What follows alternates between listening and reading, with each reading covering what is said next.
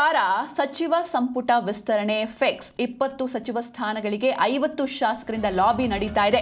ಸಂಪುಟ ವಿಸ್ತರಣೆ ಬಗ್ಗೆ ಸುಳಿವನ್ನ ನೀಡಿದ್ದಾರೆ ಸಿಎಂ ಡಿಕೆ. ರಾಹುಲ್ ಜೊತೆ ಸಿಎಂ ಡಿಕೆ ಚರ್ಚೆ ಬಳಿಕ ಒಂದು ಪಟ್ಟಿ ಕೂಡ ಫೈನಲ್ ಮಾಡಲಾಗುತ್ತೆ. ಮುಂದಿನ ವಾರ ಬಹುತೇಕ ಈ ಒಂದು ಸಚಿವ ಸಂಪುಟ ವಿಸ್ತರಣೆ ಏನಿದೆ ಫಿಕ್ಸ್ ಆಗುತ್ತೆ. ಆದರೆ ಇರೋದು 20 ಸಚಿವ ಸ್ಥಾನ, ಆಲ್ರೆಡಿ 50 ಶಾಸಕರಿಂದ ಲಾಬಿ ನಡೀತಾ ಇದೆ. ಸಂಪುಟ ವಿಸ್ತರಣೆ ಬಗ್ಗೆ ಇದೆಲ್ಲದರ ನಡುವೆ ಒಂದು ಸುಳಿವನ್ನ ನೀಡಿದ್ದಾರೆ ಸಿಎಂ ಡಿಕೆ ಶಿವಕುಮಾರ್. ರಾಹುಲ್ ಗಾಂಧಿ ಜೊತೆ ಸಿಎಂ ಚರ್ಚೆಯ ಬಳಿಕ ಪಟ್ಟಿಯನ್ನ ಫೈನಲ್ ಮಾಡ್ತಾರೆ. ನಾಳೆ ವಿದೇಶದಿಂದ ದೆಹಲಿಗೆ ವಾಪಸ್ ಆಗ್ತಾರೆ ರಾಹುಲ್ ಗಾಂಧಿ. ಜಿಲ್ಲಾವಾರು ಹಾಗೆ ಜಾತಿವಾರು ಪರಿಗಣಿಸಿ ಸಚಿವ ಸ್ಥಾನದ ಈ ಒಂದು ಸಚಿವ ಸ್ಥಾನವನ್ನ ನೀಡಲಾಗುತ್ತೆ. ಅಂದ್ರೆ ನಾವು ನೋಡ್ತಾನೆ ಇದ್ದೀವಿ, ಯಾವಾಗ ಸಿಎಂ ಡಿಕೆ ಪದಗ್ರಹಣ ಆಯಿತು ಅವರ ಜೊತೆ ಒಂದಷ್ಟು ಸಚಿವರು ಪದಗ್ರಹಣವನ್ನ ಮಾಡಿದ್ರು. ಅದಾದ ಮೇಲೆ ನಮ್ಮ ನೆಚ್ಚಿನ ನಾಯಕರಿಗೆ ಸಚಿವ ಸ್ಥಾನ ಸಿಗಲಿಲ್ಲ ಎನ್ನುವಂಥ ಹೋರಾಟಗಳು ಮುನ್ನೆಲೆಗೆ ಬಂದ್ವು.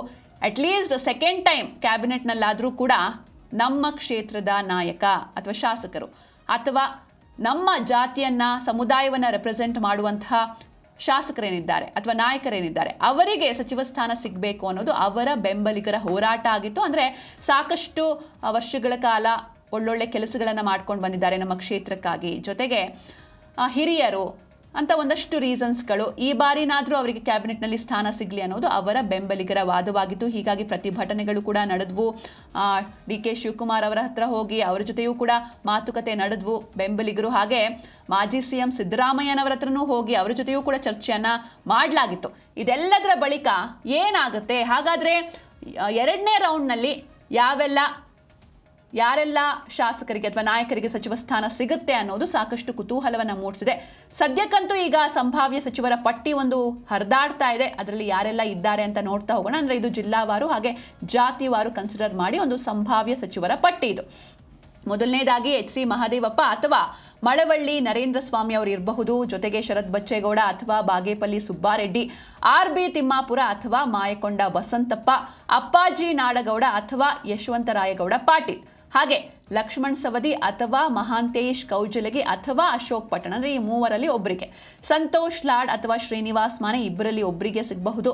ಅಜಯ್ ಸಿಂಗ್ ಅಥವಾ ಬಿ ಆರ್ ಪಾಟೀಲ್, ಸಲೀಂ ಅಹಮದ್ ಅಥವಾ ಜಮೀರ್ ಅಹಮದ್ ಅಥವಾ ಎನ್ ಎ ಹ್ಯಾರಿಸ್, ಪುಟ್ರಂಗ್ ಶೆಟ್ಟಿ ಅಥವಾ ಎ ಆರ್ ಕೃಷ್ಣಮೂರ್ತಿ, ಶಿವಲಿಂಗೇಗೌಡ ಅಥವಾ ಚೆಲುವರಾಯಸ್ವಾಮಿ ಅಥವಾ ಮಾಗಡಿ ಬಾಲಕೃಷ್ಣ, ಹೀಗೆ ಒಂದಷ್ಟು ಸಂಭಾವ್ಯ ಸಚಿವರ ಪಟ್ಟಿ ಹರಿದಾಡ್ತಾ ಇದೆ. ಈ ಬಗ್ಗೆ ಹೆಚ್ಚಿನ ಮಾಹಿತಿಯನ್ನು ನೀಡ್ತಾರೆ ನಮ್ಮ ಪ್ರತಿನಿಧಿ ರಾಜಪ್ಪ ಸುತ್ತೂರು. ರಾಜಪ್ಪ, ಇನ್ನು ಎರಡನೇ ಹಂತದ ಕ್ಯಾಬಿನೆಟ್ ವಿಸ್ತರಣೆ ಸಾಕಷ್ಟು ಕುತೂಹಲಕ್ಕೆ ಎಡೆ ಮಾಡಿಕೊಡ್ತಾ ಇದೆ. ಅಂದರೆ 20 ಸ್ಥಾನ ಇರೋದು, ಅದರಲ್ಲಿ 50 ಶಾಸಕರು ಲಾಬಿಯನ್ನ ಮಾಡ್ತಾ ಇದ್ದಾರೆ. ಹೀಗಾಗಿ ಈ ಬಾರಿ ಸೀನಿಯರ್ಸ್ಗೆ ಮಣೆ ಹಾಕ್ತಾರಾ ಅಥವಾ ಯಂಗ್ಸ್ಟರ್ಸ್ ಏನಾದರೂ ಬರಬಹುದಾ ಮುನ್ನೆಲೆಗೆ, ಹೇಗೆ? ಸಿಂಚನ, ಈ ಬಾರಿ ಏನು ಸಚಿವ ಸಂಪುಟ ವಿಸ್ತರಣೆಗೆ 5ನೇ ತಾರೀಕು ಅಥವಾ 6ನೇ ತಾರೀಕು ಮಾಜಿ ಮುಖ್ಯಮಂತ್ರಿ ಸಿದ್ದರಾಮಯ್ಯ ಮತ್ತು ಡಿ ಕೆ ಶಿವಕುಮಾರ್ ಅವರು ದೆಹಲಿಗೆ ತೆರಳುತ್ತಾರೆ ಅಂತ ಮಾಹಿತಿ ಇದೆ. ಇಂದು ಅಥವಾ ನಾಳೆ ರಾಹುಲ್ ಗಾಂಧಿ ಅವರು ದೆಹಲಿಗೆ ವಾಪಸ್ ಆಗ್ತಾರೆ. ಆ ಒಂದು ಹಿನ್ನೆಲೆಯಲ್ಲಿ ಸಚಿವ ಸಂಪುಟವನ್ನ ವಿಸ್ತರಣೆ ಮಾಡಲಿಕ್ಕೆ ಈಗಾಗಲೇ ಅವರು ಸಾಕಷ್ಟು ಕಸರತ್ತು ನಡೆಸ್ತಾ ಇದ್ದಾರೆ. ಡಿ ಕೆ ಶಿವಕುಮಾರ್ ಮುಖ್ಯಮಂತ್ರಿಗೆ ಪದಗ್ರಹಣ ಮಾಡಿಕೊಂಡು 1 ತಿಂಗಳ ಅವಧಿ ಕಳೆದಿದೆ. ಹಾಗಾಗಿ ಇನ್ನೂ ಸಹ ಸಚಿವ ಸಂಪುಟ ಪೂರ್ಣ ಪ್ರಮಾಣದ ರಚನೆ ಆಗಿಲ್ಲ. ಹೀಗಾಗಿ ಇದು ಆನ್ ಗೋಯಿಂಗ್ ಗೌರ್ಮೆಂಟ್, ಇದು ಹೊಸ ಸರ್ಕಾರ ಏನಲ್ಲ.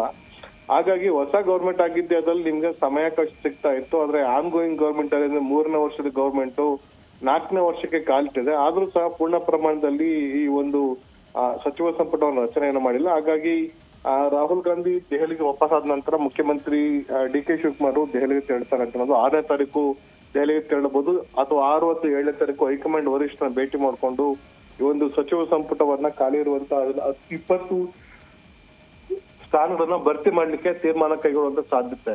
ಅದರಲ್ಲಿ ವಿಶೇಷವಾಗಿ ಜಿಲ್ಲಾವಾರು ಪ್ರಾತಿನಿಧ್ಯವನ್ನ ಮತ್ತು ಜಾತಿಯನ್ನ ಇಟ್ಕೊಂಡು ಈಗ ಆದ್ಯತೆಯನ್ನು ಕೊಡಬೇಕು ಅಂತ ಒಂದು ಡಿಮ್ಯಾಂಡ್ ಪಕ್ಷದ ವರಿಷ್ಠರಲ್ಲಿ ಮತ್ತೆ ಸಾರ್ವಜನಿಕ ಪಕ್ಷ ಶಾಸಕರಲ್ಲಿ ಇದೆ. ಅದರಲ್ಲಿ ಈ ಒಂದು ಜಿಲ್ಲಾವರ್ನಲ್ಲಿ ಬೆಳಗಾವಿಯಿಂದ ಏನು ಹಲವಾರು ಜನರು ಡಿಮ್ಯಾಂಡ್ ಇದೆ. ಅದರಲ್ಲಿ ಲಕ್ಷ್ಮಣ ಸವದಿ ಅವರು ಇದ್ದಾರೆ, ರಾಮದುರ್ಗ ಶಾಸಕ ಅಶೋಕ್ ಪಟ್ಟಣ್ ಇದ್ದಾರೆ, ಸೇರಿದಂತೆ ಹಲವಾರು ನಾಯಕರಿದ್ದಾರೆ.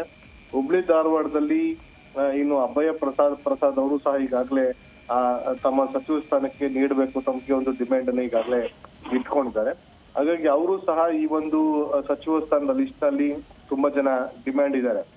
ಮೈಸೂರಿನಲ್ಲಿ ಎಸ್ ಸಿ ಸಮುದಾಯದಲ್ಲಿ ಎಚ್ ಸಿ ಮಹದೇವಪ್ಪ ಮತ್ತು ಮಳವಳ್ಳಿ ನರೇಂದ್ರ ಸ್ವಾಮಿ ಅವರು ಈಗಾಗಲೇ ಡಿಮ್ಯಾಂಡ್ ಇದ್ದಾರೆ. ಈಗಾಗಲೇ ಮಾಜಿ ಸಚಿವ ಅಂತ ಎಚ್ ಸಿ ಮಹದೇವಪ್ಪ ಮತ್ತು ಈ ಹಿಂದೆ ಸಚಿವರಂತ ನರೇಂದ್ರ ಸ್ವಾಮಿನೂ ಸಹ ಸಚಿವ ಸಂಪುಟಕ್ಕೆ ಸೇರ್ಬೇಕು ಅಂತ ಅನ್ನೋದು. ಶರತ್ ಬಚ್ಚೇಗೌಡ ಮತ್ತು ಬಾಗೇಪಲ್ಲಿ ಸುಬ್ಬಾರೆಡ್ಡಿ ಅವರು ಕೋಲಾರ ಜಿಲ್ಲೆ ಮತ್ತು ಈ ಒಂದು ಹೊಸಕೋಟೆ ಭಾಗದಿಂದ ಬೆಂಗಳೂರು ಗ್ರಾಮಾಂತರ ಜಿಲ್ಲೆಯಿಂದ ಇವರು ಸಹ ತಮ್ಮ ಸಚಿವ ಸ್ಥಾನ ಪಡಿಬೇಕು ಅಂತ ಒಂದು ಪ್ರಯತ್ನವನ್ನು ನಡೆಸ್ತಾ ಇದ್ರೆ.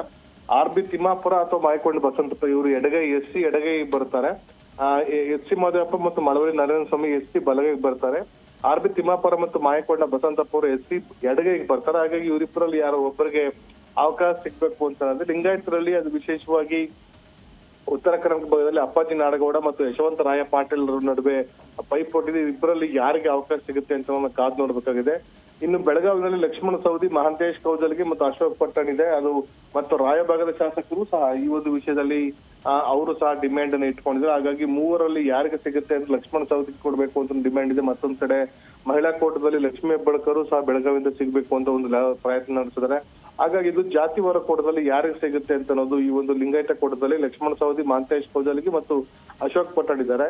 ಇನ್ನು ಮರಾಠ ಸಮುದಾಯದಲ್ಲಿ ಸಂತೋಷ್ ಲಾಡ್ ಮತ್ತು ಶ್ರೀನಿವಾಸ್ ಮಾನೆ ಅವರಿಬ್ಬರು ಸಹ ಪೈಪೋಟಿ ನಡೆಸ್ತಾರೆ. ಈಗಾಗಲೇ ಸಂತೋಷ್ ಲಾಡ್ ಅವರು ಎರಡು ಬಾರಿ ಸಚಿವರಾಗಿ 2-3 ಬಾರಿ ಸಚಿವರಾಗಿ ಕಾರ್ಯನಿರ್ವಹಣೆ ಮಾಡಿದ್ದಾರೆ. ಈ ಸಿದ್ದರಾಮಯ್ಯ ಸರ್ಕಾರದಲ್ಲೂ ಸಹ ಸಚಿವರಾಗಿದ್ರು. ಅಜಯ್ ಧರ್ಮ್ ಸಿಂಗ್ ಮತ್ತು BR ಪಾಟೀಲ್ ಇವರು ಕಲಬುರಗಿ ಭಾಗದಲ್ಲಿ ಓದ್ತಾ ಇದ್ದಾರೆ. ಈಗಾಗಲೇ ಕಲಬುರಗಿ ಹಲವಾರು ದಿನಗಳಿಂದ ಸಹ ಕೇವಲ ಪ್ರಿಯಾಂಕ ಖರ್ಗೆ ಮತ್ತು ಶರಣ್ ಪ್ರಕಾಶ್ ಪಾಟೀಲ್ ಇಬ್ಬರೇ ಒಂದು ಕ್ಷೇತ್ರವನ್ನು ಪ್ರತಿನಿಧಿಸ್ತಾರೆ ಜಿಲ್ಲೆಯನ್ನ, ಬೇರೆ ಯಾರಿಗೂ ಸಹ ಅವಕಾಶ ಸಿಕ್ಕಿಲ್ಲ. ಹೀಗಾಗಿ BR ಪಾಟೀಲ್ ಅವರು ನಂಗೆ ಅವಕಾಶ ಕೊಡ್ಬೇಕು ಅಂತ ಡಿಮ್ಯಾಂಡ್ ಅನ್ನು ಇಟ್ಕೊಂಡಿದ್ದಾರೆ. ಇನ್ನು ಅಲ್ಪಸಂಖ್ಯಾತ ಸಮುದಾಯದಲ್ಲಿ ಜಮೀರ್ ಅಹಮದ್ ಖಾನ್ ಮತ್ತು NA ಹಾರಿಸ್, ಸಲೀಂ ಅಹಮದ್ ಅವರು ಪೈಪೋಟಿಯಲ್ಲಿದ್ದಾರೆ. ಅದರಲ್ಲಿ ಜೊತೆಗೆ ತನ್ವೀರ್ ಸೇಠು ಸಹ ಈ ಒಂದು ರೇಸ್ ಅಲ್ಲಿದ್ದಾರೆ. ಹಾಗಾಗಿ ತನ್ವೀರ್ ಸೇಠ್ ಇರ್ಬೋದು ಮೈಸೂರು ಭಾಗದಲ್ಲಿ ಮತ್ತು ಬೆಂಗಳೂರಿನಲ್ಲಿ ಜಮೀರ್ ಅಹಮದ್ NA ಹಾರಿಸ್ ಜೊತೆಗೆ ರಿಜ್ವಾನ್ ಅರ್ಸದು ಸಹ ಈ ಒಂದು ಪೈಪೋಟಿಗೆ ಇಳಿದಿದ್ದಾರೆ. ಹಾಗಾಗಿ ಯಾರಿಗೆ ಪಕ್ಷದ ವರಿಷ್ಠರು ಚಾನ್ಸ್ ಕೊಡ್ತಾರೆ ಅಂತ ಅನ್ನೋದು. ಇನ್ನು ಪುಟ್ಟರಂಗ್ ಶೆಟ್ಟಿ ಮತ್ತು AR ಕೃಷ್ಣಮೂರ್ತಿ ಇಬ್ಬರು ಸಹ ಚಾಮರಾಜನಗರ ಜಿಲ್ಲೆಯಿಂದ ಡಿಮ್ಯಾಂಡ್ ಅನ್ನು ಇಟ್ಕೊಂಡಿದ್ದಾರೆ. ಹೀಗಾಗಿ ಇಲ್ಲಿ ಹಿಂದುಳಿದ ವರ್ಗ ಸೇರಿದಂತ ಪುಟ್ಟರಂಗ್ ಶೆಟ್ಟಿ ಮತ್ತು SC ಬಲಗೈ ಸೇರಿದಂತ AR ಕೃಷ್ಣಮೂರ್ತಿ ಅವರು ಸಹ ಈ ಒಂದು ಪೈಪೋಟಿ ಇದ್ದಾರೆ. ಇನ್ನು ಶಿವಲಿಂಗೇಗೌಡರು, ಚಲುವರಾಯಸ್ವಾಮಿ ಮತ್ತು ಮಾಗಡಿ ಬಾಲಕೃಷ್ಣ ಇವರು ಮೂವರಲ್ಲಿ ಒಕ್ಕಲಿಗರಲ್ಲಿ ಯಾರಿಗೆ ಸಿಗುತ್ತೆ ಅಂತ ಅನ್ನೋದು ಸಹ ಭಾರಿ ಕುತೂಹಲಕ್ಕೆ ಕಾರಣವಾಗಿದೆ.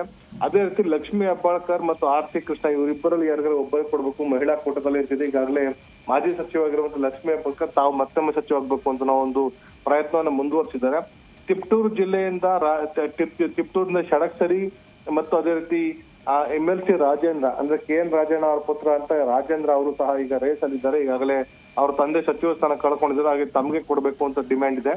ಇನ್ನು ST ಸಮುದಾಯದಲ್ಲಿ ಚಳ್ಳಕೆರೆ ರಘುಮೂರ್ತಿ ಮತ್ತು ಬಳ್ಳಾರಿ ಚಿತ್ರದುರ್ಗ ಜಿಲ್ಲೆಯಿಂದ ಚಳ್ಳಕೆರೆ ರಘುಮೂರ್ತಿ, B ನಾಗೇಂದ್ರ, ಕಂಪ್ಲಿ ಗಣೇಶ್ ಮತ್ತು ನಾರಾ ಭಾರತ ರೆಡ್ಡಿ ಇವರಿಷ್ಟು ಜನ ಪೈಪೋಟಿಯಲ್ಲಿ ಇದ್ದಾರೆ. ಇದರಲ್ಲಿ ಯಾರಿಗೆ ಕೊಡ್ಬೇಕು ಅಂತ ಮತ್ತು B ನಾಗೇಂದ್ರ ಈಗಾಗಲೇ ಮಾಜಿ ಸಚಿವರಾಗಿ ವಾಲ್ಮೀಕಿ ಹಗರಣದಲ್ಲಿ ಸಿಲುಕಿ ಅವರು ಜೈಲು ಪಾಲಾಗಿ ಸಚಿವ ಸ್ಥಾನಕ್ಕೆ ರಾಜೀನಾಮೆ ಕೊಟ್ಟರು. ಅವರು ಸಹ ಮತ್ತೊಮ್ಮೆ ST ಸಮುದಾಯದಲ್ಲಿ ಅವರು ಸಹ ಒಂದು ಪೈಪೋಟಿಯನ್ನು ನಡೆಸ್ತಾ ಇದ್ದಾರೆ. ಇನ್ನು ರಾಘವೇಂದ್ರ ಇಟ್ನಾಳ್, ಬಸವರಾಜ್ ಶಿವಣ್ಣ ಅವರು ಇವರಿಬ್ಬರೂ ಸಹ ಕುರುಬ ಸಮುದಾಯದವರು ಇಬ್ಬರಲ್ಲಿ ಒಬ್ಬರಿಗೆ ಅವಕಾಶವನ್ನು ಕೊಡಿ ಡಿಮ್ಯಾಂಡ್ ಇಟ್ಕೊಂಡಿದ್ದಾರೆ. SS ಮಲ್ಲಿಕಾರ್ಜುನ್ ಮತ್ತು ಭದ್ರಾವತಿ ಸಂಗಮೇಶ್ ಅವರಿಬ್ಬರು ಸಹ ಲಿಂಗಾಯತ ಕೋಟದಲ್ಲಿ ಶಿವಮೊಗ್ಗ ಮತ್ತು ದಾವಣಗೆರೆ ಜಿಲ್ಲೆಯನ್ನು ಪ್ರತಿನಿಧಿಸ್ತಾರೆ. ಇವರಿಬ್ಬರು ಸಹ ಅಲ್ಲಿಗೆ ಕೊಡಬೇಕು ಅಂತ ಡಿಮ್ಯಾಂಡ್ ಅನ್ನು ಸಹ ಇವರು ಇಟ್ಕೊಂಡಿದ್ದಾರೆ. ಮತ್ತೆ ಮಾಜಿ ಸಚಿವರಲ್ಲಿ ವಿಶೇಷವಾಗಿ ತೀವ್ರ ಪೈಪೋಟಿನ ಹೊಡ್ತಾ ಇರೋಂತರು ದಿನೇಶ್ ಗುಂಡೂರಾವ್, HK ಪಾಟೀಲ್ ಮತ್ತೆ ಚಲುವರಾಯಸ್ವಾಮಿ, ಮಧು ಬಂಗಾರಪ್ಪ, ಸಂತೋಷ್ ಲಾಡ್, ಶಿವರಾಜ್ ತಂಗಡಗಿ ಮತ್ತು ವೆಂಕಟೇಶ್ ಇವರಿಷ್ಟರೂ ಸಹ ಆ ಮಾಜಿ ಸಚಿವರುಗಳು ಈ ಬಾರಿನೂ ಮತ್ತೊಮ್ಮೆ ಸಚಿವರಾಗಬೇಕು ಅಂತ ಪ್ರಯತ್ನವನ್ನ ಮುಂದುವರಿಸ್ತಾ ಇದ್ದಾರೆ. ಹೀಗಾಗಿ ಈ ಬಾರಿ ಯಾರಿಗೆಲ್ಲ ಹೊಸ ಮುಖಗಳಿಗೆ ಕೊಡ್ಬೇಕು ಅಂತಂದ್ರೆ ಶರತ್ ಬಚ್ಚೇಗೌಡ, ಕುಣಿಗಲ್ ರಂಗನಾಥ್ ಇರ್ಬೋದು, ರಮೇಶ್ ಬಂಡಿಸಿದ್ದೇಗೌಡ, ಗುಬ್ಬಿ ಶ್ರೀನಿವಾಸ್ ಅವರು ಈ ಹಿಂದೆ JDS ಸಚಿವರಾಗಿದ್ರು, ಅಶೋಕ್ ಪಟ್ಟಣ್ ಮತ್ತೆ AS ಪೊನ್ನಣ್ಣ, ಅಜಯ್ ಧರ್ಮ್ ಸಿಂಗ್, ಬೇಳೂರು ಗೋಪಾಲಕೃಷ್ಣ, ಶಿವಗಂಗಾ ಬಸವರಾಜ್ ಮತ್ತು ಶ್ರೀನಿವಾಸ್ ಮಾನೆ, ಪ್ರದೀಪ್ ಈಶ್ವರ್ ಮತ್ತು ರಾಘವೇಂದ್ರ ಹಿಟ್ನಾಳ್ ಇವರಿಷ್ಟು ಜನ ಹೊಸಬರ ಒಂದು ಇದರಲ್ಲಿ ಸಾಧ್ಯತೆನೇ ಇದೆ ಅಂತ ಒಂದು ಲೆಕ್ಕಾಚಾರ ಇದೆ. ಅದರಲ್ಲಿ ಜೊತೆಗೆ ಮಹಿಳಾ ಕೋಟದಲ್ಲಿ ಲಕ್ಷ್ಮೀ ಹೆಬ್ಬಾಳ್ಕರ್ ಮತ್ತೆ KH ಮುನಿಯಪ್ಪ ಅವ್ರ ಪುತ್ರಿಯಾಗಿಂತ ರೂಪಾ ಶಶಿಧರ್, ಅದೇ ರೀತಿ ಮಾಜಿ ಸಚಿವರಂತ ಉಮಾಶ್ರೀ ಅವರು ಸಹ ಈ ಒಂದು ಪೈಪೋಟಿ ಇದ್ದಾರೆ. ಈಗ ಈ ಒಂದು ಹೋರಾಟಕ್ಕೆ ಮೋಟಮ್ಮನ ಪುತ್ರಿನೂ ಸಹ ಸೇರ್ಕೊಂಡಿದ್ದಾರೆ. ಹಾಗಾಗಿ ಈ ಒಂದು 3-4 ಜನರಲ್ಲಿ ಯಾರಿಗೆ ಅವಕಾಶ ಸಿಗ್ಬೋದು ಅಂತ ಲೆಕ್ಕಾಚಾರ ಈಗ ಇದೆ.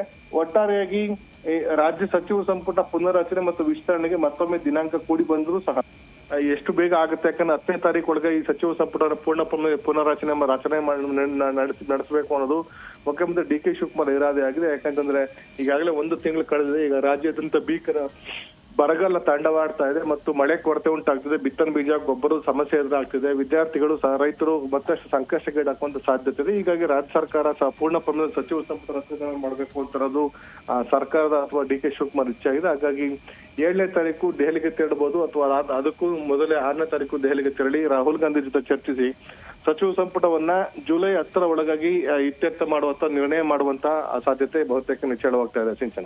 ಓಕೆ, ಥ್ಯಾಂಕ್ ಯು ರಾಜಪ್ಪ ನಿಮ್ಮೆಲ್ಲ ಡೀಟೇಲ್ಸ್ಗಾಗಿ.